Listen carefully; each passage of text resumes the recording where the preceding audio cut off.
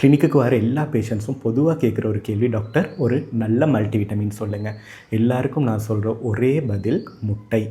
Naturally made multivitamin. முட்டையை பற்றி பார்க்கலாம். அதனோடு சேர்த்து ஒரு குட்டி கதையும் இருக்குது கடைசியில். முதல்ல முட்டை ஒரு power packed multivitamin. It's a power ஹவுஸ்ன்னே சொல்லலாம். அதில் இல்லாத ஊட்டச்சத்துகளும் கிடையாது, கனிமங்களும் கிடையாது.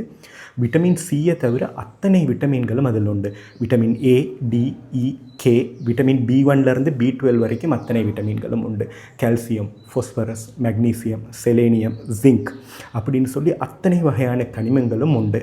தில்ராஜு சொல்கிறது மாதிரி பாட்டு வேணுமா பாட்டு இருக்குது, ஃபைட் வேணுமா ஃபைட் இருக்குதுன்னு சொல்கிறது மாதிரி உங்களோட கண் பார்வைக்கு தேவையான லியூட்டின், விட்டமின் ஏ தேவையா அதுவும் இருக்குது. மூளைக்கும் நரம்பு மண்டலத்துக்கும் தேவையான ஒமேகா 3 ஒமேகா 6 தேவையா அதுவும் இருக்குது.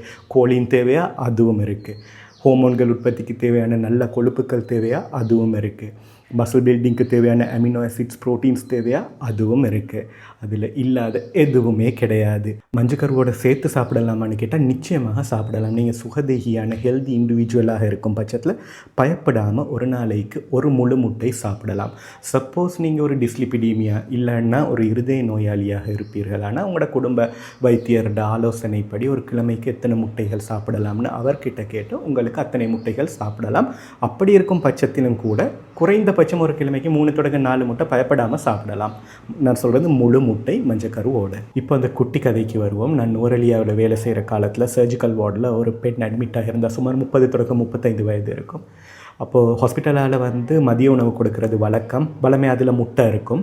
ஸோ அந்த நாள் விசிட்டர்ஸ் டைம் அவரோட கணவன் அவரை பார்க்க வந்திருந்தாங்க. ஒரு குட்டி டப்பாவில் அந்த முட்டையை எடுத்து போட்டு அவங்கள கையில் கொடுத்து விட்டாங்க. நான் அப்போ பார்த்து கொண்டு இருந்தேன். பிறகு நான் விசிட்டர்ஸ் டைம் எல்லாம் முடிஞ்ச பிறகு கொஞ்சம் நேரம் கழித்து போய் அவங்கக்கிட்ட கேட்டேன், யாருக்கு அந்த முட்டையை கொடுத்து விட்டீங்க அப்படின்னு. அப்போ சொன்னேன், டாக்டர் எனக்கு வீட்டில் ஒரு 4 வயது மகன் இருக்கார் அப்படின்னு சொன்னான். ஸோ எனக்கு ரொம்ப கவலையாக இருந்துச்சு. சுதந்திரம் கிடைத்து 80 வருடங்கள் கடந்த பிறகும் ஒரு முட்டையை சுதந்திரமாக வாங்குகிற அளவுக்கு நாம் பொருளாதார சுதந்திரம் அடையவில்லை என்ற அந்த கவலை என்னை ரொம்பவே வந்துச்சு.